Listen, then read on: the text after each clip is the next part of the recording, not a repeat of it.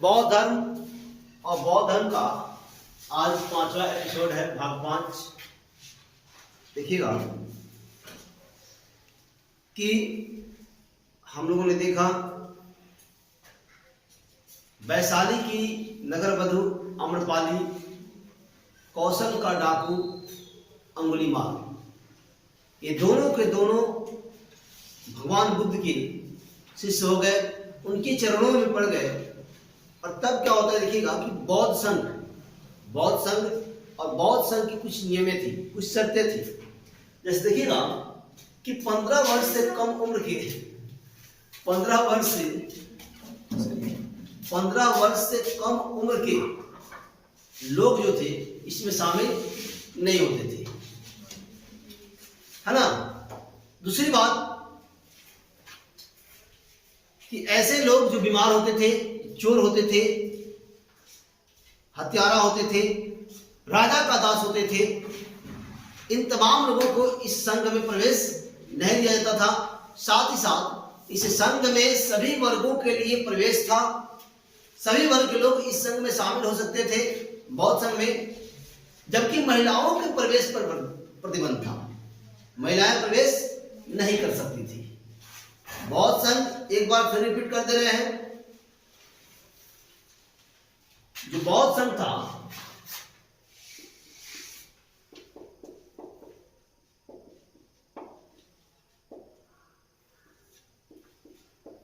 बौद्ध संघ, इसमें प्रवेश करने की जो उम्र थी वह 15 वर्ष थी। कितने वर्ष? 15 वर्ष निर्धारित की गई थी। साथ ही साथ ऐसे लोग जो बीमार हैं, क्या है जी, जो बीमार हो, चोर हो, हत्यारा हो, ऋणी हो, कर्जदार व्यक्ति भी इसमें शामिल नहीं होता था। ऋणी हो,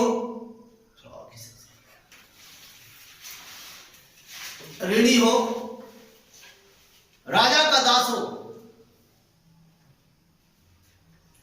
या महिलाएं, इन सबका प्रवेश पर प्रतिबंध था। साथ ही साथ सभी वर्गों के लिए प्रवेश खुला हुआ था, सभी वर्गों के लोग इसमें प्रवेश कर सकते थे। क्लियर? लिखेंगे इसको। अब देखिएगा, सबसे पहले बौद्ध संघ की जो स्थापना होती है सारनाथ में होती है। कहां? सारनाथ में। स्थापना कहां? सारनाथ में। लिखेंगे प्रवेश पाने की शर्त,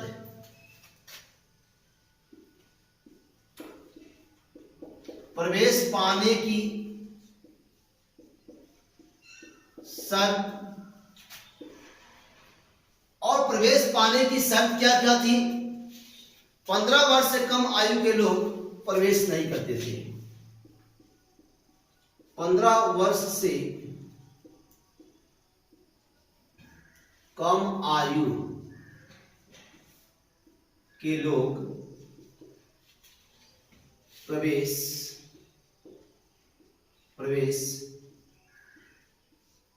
नहीं करते थे।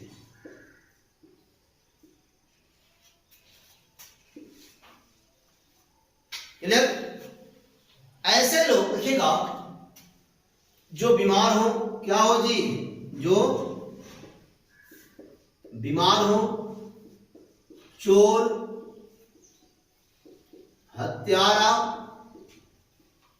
ऋणी, राजा का दास,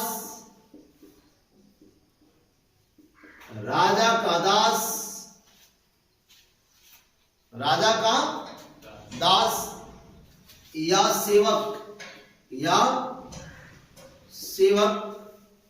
क्या जी, सेवक हो को प्रवेश नहीं दिया जाता था। सेवक हो को प्रवेश नहीं दिया जाता था।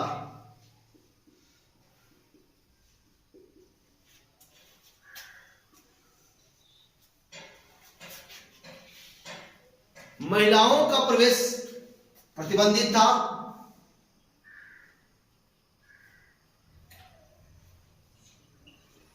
महिलाओं को प्रवेश नहीं दिया जाता था।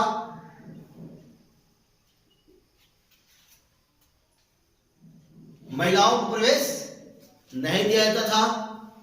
सभी वर्गों के लिए,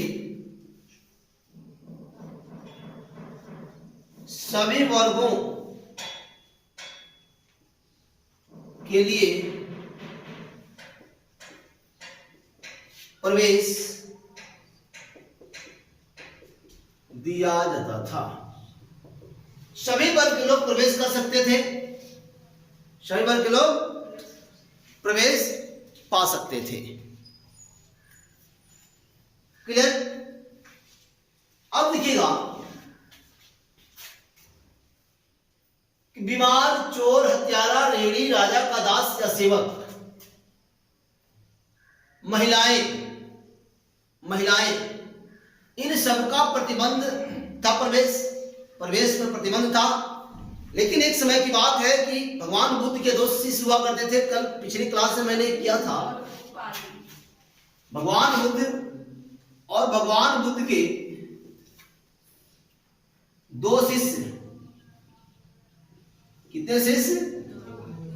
2 शिष्य। और भगवान बुद्ध के 2 शिष्य आनंद और उपाली। आनंद गुरु जी से कहता है कि गुरु जी, संघ में महिलाओं का प्रवेश दिया जाए। गौतम बुद्ध इस बात को सुनते हैं तो बड़ी उनको अजीब सा लगता है, अटपटा लगता है कि इस बात को हमने कभी नहीं सोचा, आखिर आनंद क्यों सोच रहा है। सोचने वाली बात है। ऐसा तो नहीं है कि आनंद आनंदित होने के लिए महिलाओं का प्रवेश चाहता है। गौतम बुद्ध कहते हैं कि 500 वर्षों में बेटा, अगले 500 वर्षों में बौद्ध धर्म का विनाश हो जाएगा यदि आप महिलाओं का प्रवेश खोल देते हैं तो। आनंद नहीं मानता है और आनंद के कहने पर ही बौद्ध संघ में महिलाओं का प्रवेश खोल देता है। अब जब महिलाओं का प्रवेश खुलता है तो पहली महिला गौतम बुद्ध की सौतेली माता प्रजापति गौतमी होती है, जो वैशाली में बौद्ध संघ में प्रवेश कर जाती है। कहां? वैशाली। बहुत ही लाजवाब प्रश्न है। बौद्ध संघ में प्रवेश पाने वाली पहली महिला कौन थी? तो प्रजापति थी। प्रजापति गौतमी कहलाई। गौतमी ने कहां प्रवेश किया? तो वैशाली में किया था। क्लियर? अगला पॉइंट,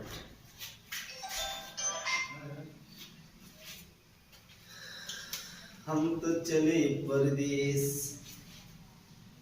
किसका वजह है जी? बचाइए बचाइए। चलिए, यहां तो समझ में आ गया कि सिद्धार्थ हो गए। इनसे आग्रह करते गौतम बुद्ध, सिद्धार्थ नहीं, अब तो गौतम बुद्ध हो गया हो। गौतम बुद्ध या भगवान बुद्ध। इनसे आनंद कहता है, उपाली नहीं। और याद रखिएगा, ये दोनों लोगों ने आगे चल के ग्रंथ की रचना करी है। आनंद भी किया है और उपाली भी करी है, तो आगे चर्चा मिलेगा। इनके कहने पर बहुत संघ में महिलाओं का प्रवेश होता है। प्रवेश जब होता है तो पहली महिला प्रजापति होती है, जो गौतमी कहलाती है, गौतम गोत्र की होती है, और वह वैशाली में बौद्ध संघ में प्रवेश करती है। कहां? वैशाली में। लिखेंगे आगे। बौद्ध संघ में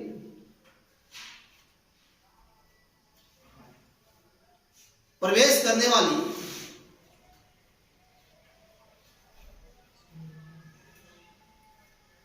पहली महिला, बौद्ध संघ में प्रवेश करने वाली पहली महिला प्रजापति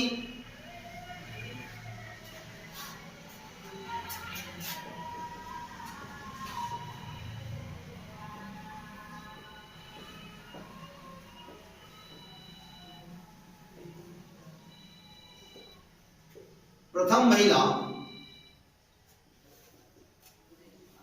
कौन कौन थी? प्रजापति गौतमी। यह गौतम बुद्ध की मौसी या सौतेली मां थी। गौतमी थी जिन्होंने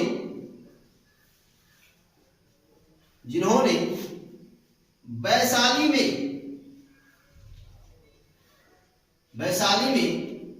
बौद्ध संघ में प्रवेश किया था। जिन्होंने वैशाली में बौद्ध संघ में प्रवेश किया था।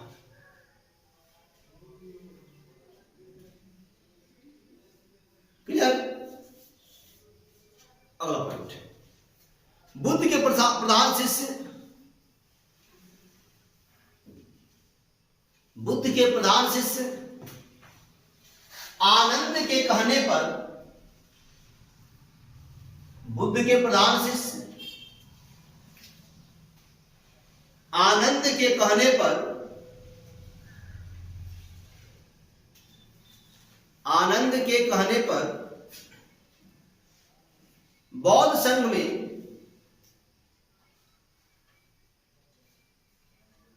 महिलाओं को प्रवेश दिया गया। किसके कहने पर? आनंद के कहने पर। यह प्रधान शिष्य थे किसके? भगवान बुद्ध के। भगवान बुद्ध के प्रधान शिष्य आनंद के कहने पर बौद्ध संघ में महिलाओं को प्रवेश दिया गया और यह पहला प्रवेश वैशाली में हुआ। अगला पॉइंट,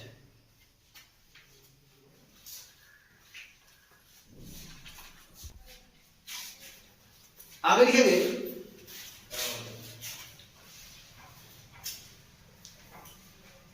वैशाली की नगर वधु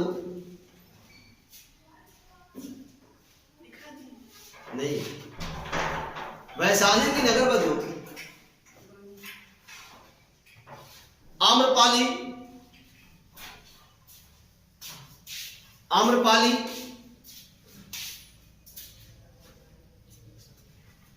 एवं कौशल का डाकू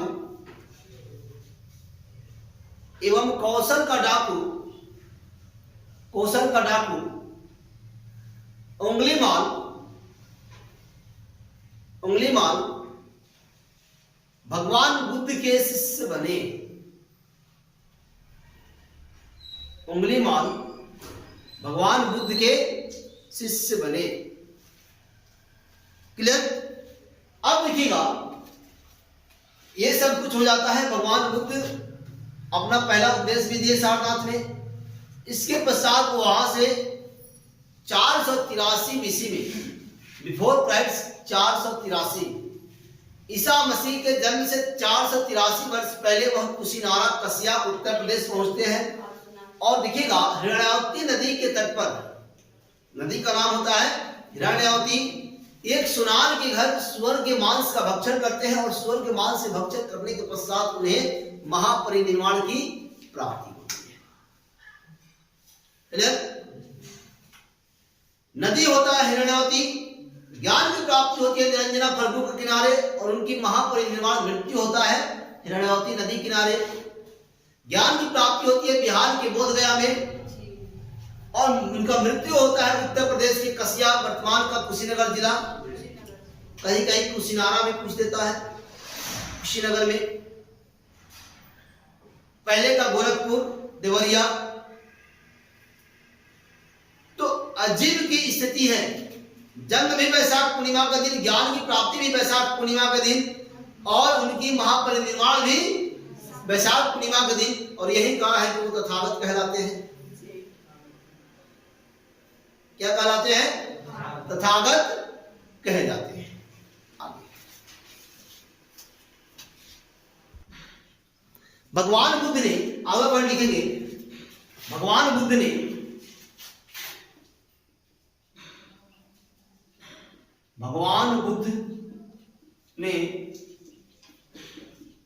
अपना सर्वाधिक उपदेश, भगवान बुद्ध ने अपना सर्वाधिक उपदेश श्रावस्ती, कहां किए थे जी? सर्वाधिक उपदेश श्रावस्ती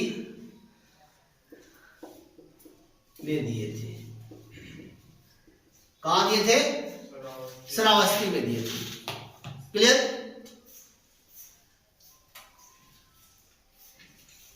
अगला पॉइंट, भगवान बुद्ध की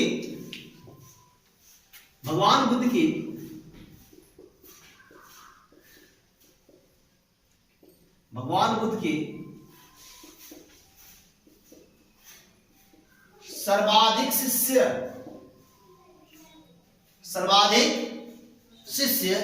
अब देखिएगा कि एक समय कभी कौशल में उंगलीमाल का आतंक हुआ करता था। क्या हुआ करता था? उंगलीमाल का आतंक हुआ करता था, और सर्वाधिक शिष्य कौशल से ही हुए। कहां से? कौशल से। और आप ये भी जानते हैं कि कौशल के राजा प्रसेनजीत हुआ करते थे, जो आगे मिलेगा। कौन?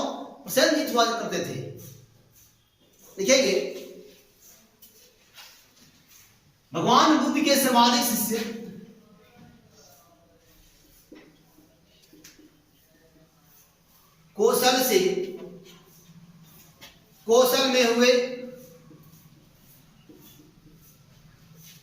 कौशल में हुए। हो गया। अगला पॉइंट, 483 ईसा पूर्व में 483 ईसा पूर्व में भगवान बुद्ध की मृत्यु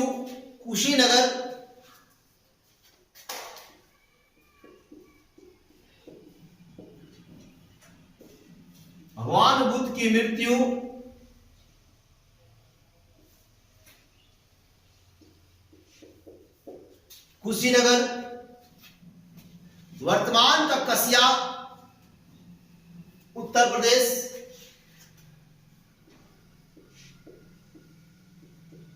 वर्तमान कसिया उत्तर प्रदेश,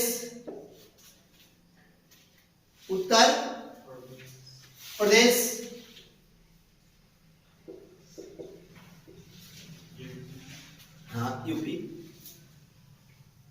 उत्तर प्रदेश, देवरिया गोरखपुर में हुआ।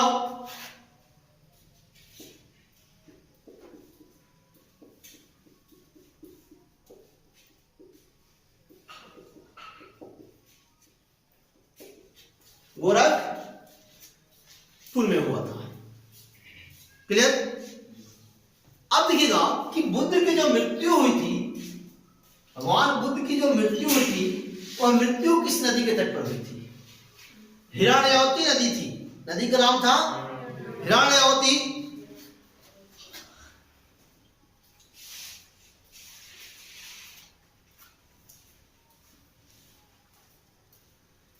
हिरण्यवती नदी के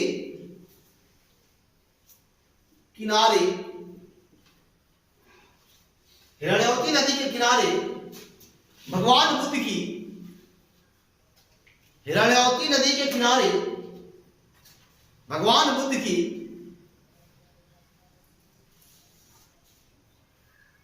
मृत्यु हुई।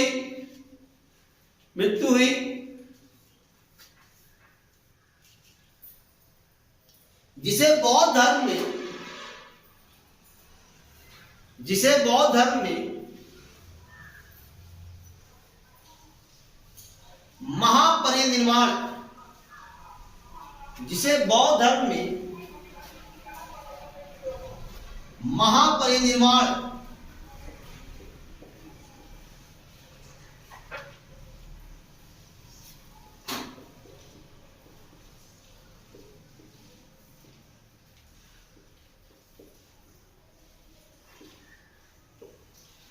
कहा जाता है।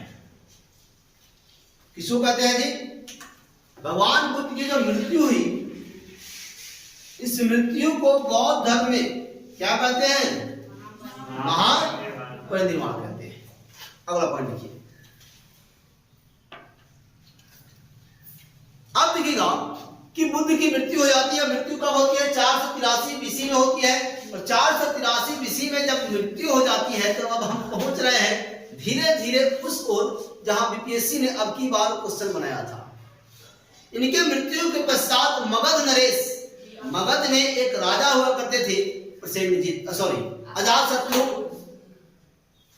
क्या बात है, चिक्का चिक्की शुरू है। चलिए, कौन? अजात शत्रु। अजात शत्रु राजगृह के सतपर्णी गुफा में पहले बौद्ध संगीति का आयोजन करते हैं। क्लियर?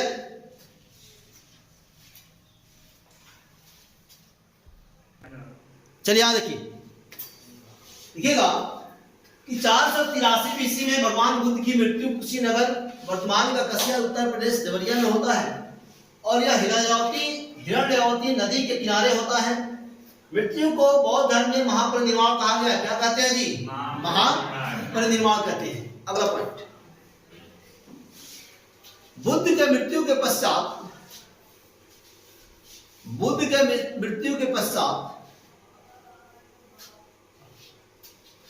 मगध नरेश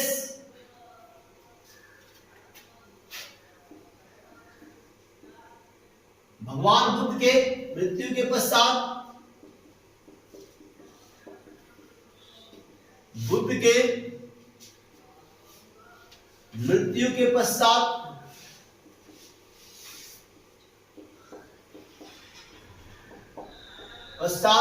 मगध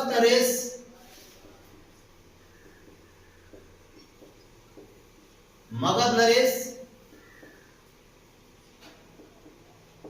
अजात शत्रु, देख लीजिएगा, अजात शत्रु, हाँ वही होता है। अजात शत्रु ने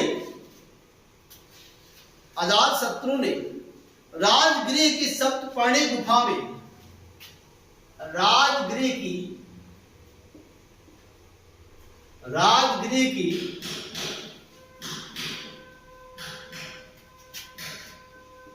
सप्तपर्णी गुफा में, कहा? राजगृह की सप्तपर्णी गुफा में प्रथम बौद्ध संगीति का आयोजन किया।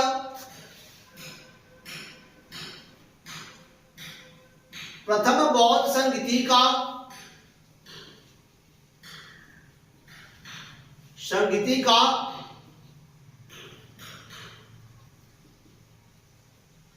आयोजन किया। अब देखिएगा कि यही पूछा हुआ था अब की बीपीएससी में कि प्रथम बौद्ध संगीति का आयोजन कहाँ हुआ था? राजगृह में। कहाँ हुआ था जी? राजगृह में। और गुफा यदि पूछता तो सब पर्णी गुफा होता। क्लियर? शासन काल यदि पूछता तो अजात शत्रु होता।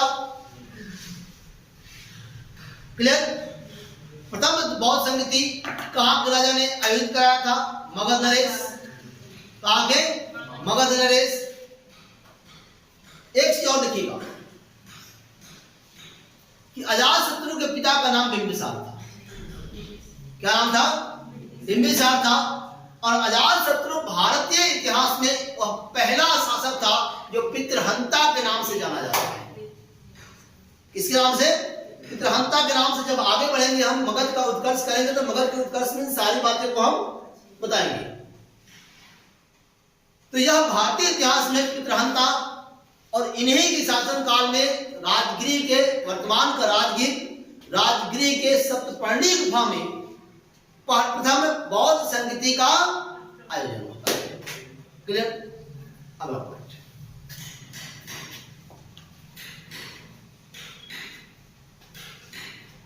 राजगृह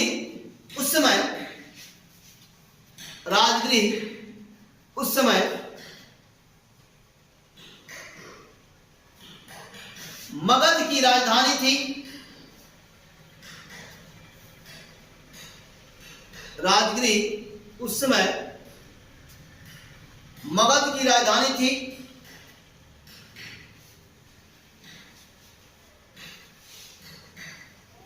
हो गया? अब एक चीज देखिएगा कि भगवान बुद्ध ने प्रथम उपदेश अपना दिया। ठीक, 2 शिष्य बना लिए, तपस्वी और भल्ली को।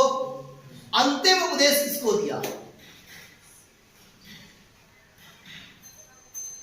लिखेंगे भगवान बुद्ध ने अपना अंतिम उपदेश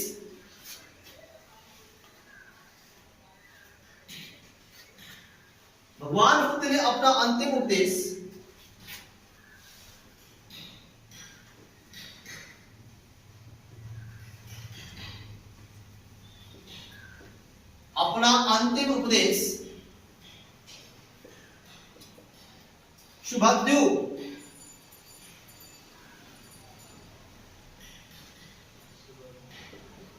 शुभद्रु नामक व्यक्ति को दिया।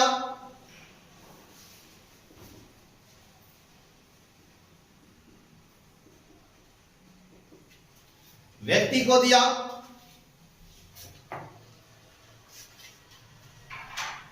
जो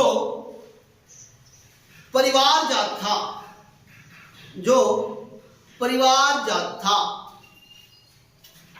क्या था? परिवार जात था। अगला पॉइंट लिखिए बौद्ध धर्म की शिक्षाएं। हेडिंग होगा बौद्ध धर्म की शिक्षाएं। चलिए देखिएगा बौद्ध धर्म की शिक्षाएं लिखेंगे आगे।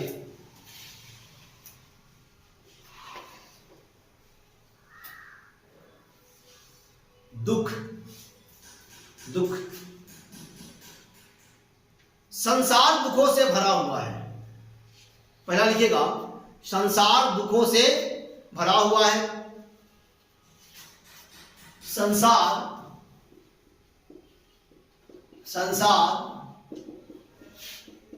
दुखों से भरा है। दुख। अगला लिखिएगा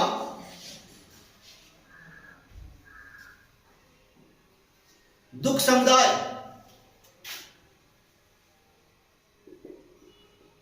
दुख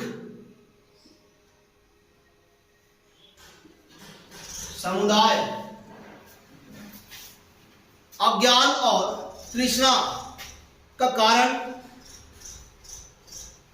अज्ञान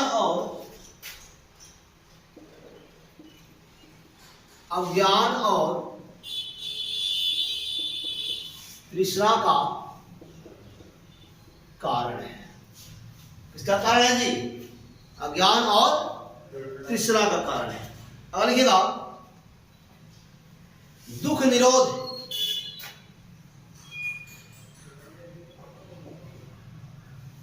दुख निरोध। दुखों पर विजय प्राप्त किया जा सकता है।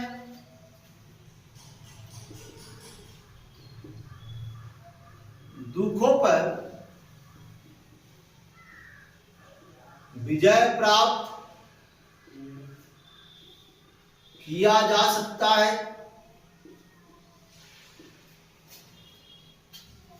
चौथा लिखेगा दुख निरोध गामिनी प्रतिपदा। दुख निरोध गामिनी प्रतिपदा।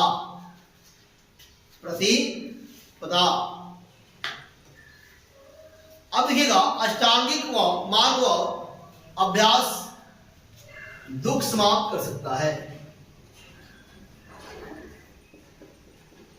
अष्टांगिक मार्ग व अभ्यास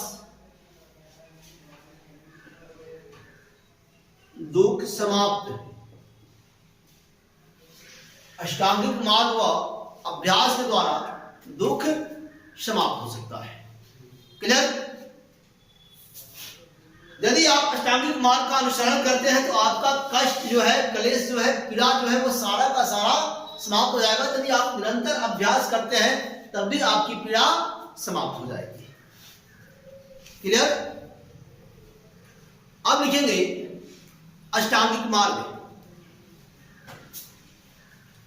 अष्टांगिक मार्ग है ना।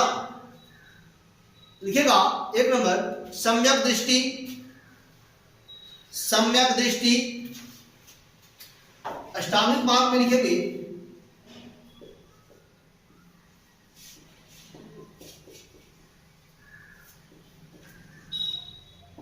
अष्टांगिक मार्ग, सम्यक दृष्टि,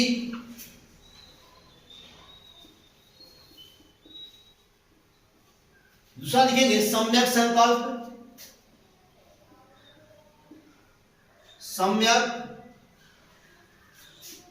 संकल्प, संकल्प। तीसरा लिखेंगे सम्यक वाणी,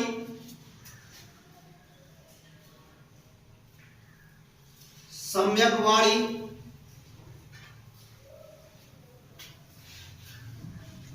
सम्यक कर्म। चौथा सम्यक कर्म, सम्यक आजीव,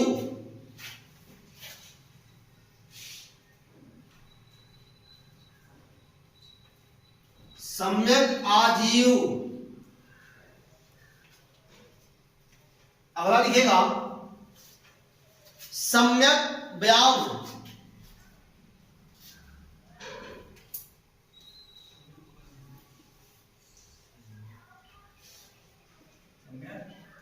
व्यायाम, सम्यक व्यायाम, सम्यक स्मृति,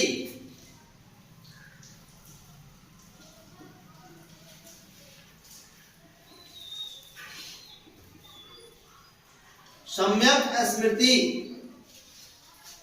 और अंतिम लिखेंगे सम्यक समाधि,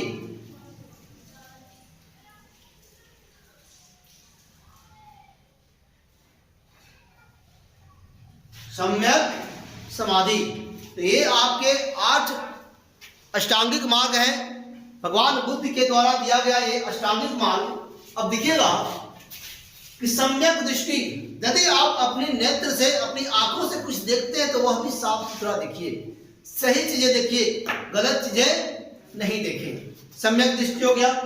सम्यक संकल्प, आपका संकल्प सम्यक होना चाहिए, सही होना चाहिए। सम्यक वाणी, आपकी वाणी भी शुद्ध होनी चाहिए।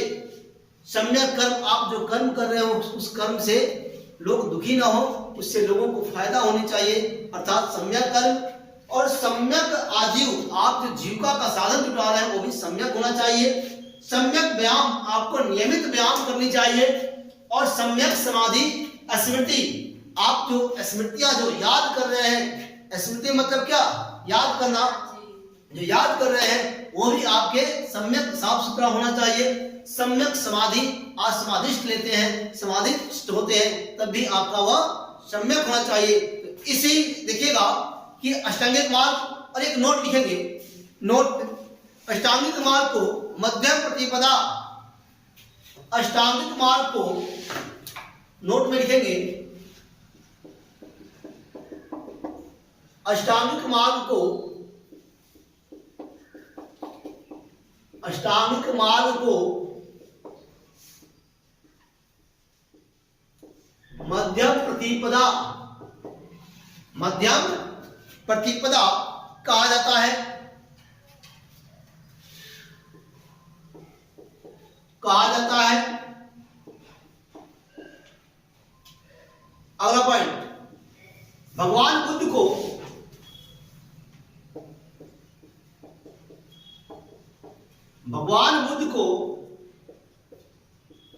तथागत कहा जाता है। भगवान बुद्ध को तथागत कहा जाता है। और इसी तथागत के साथ आज लेते हैं विदा, होंगे कल ठीक अपने टाइम में उपस्थित बौद्ध धर्म के अनुयायियों के साथ। जय हिंद, जय भारत, भारत माता की जय।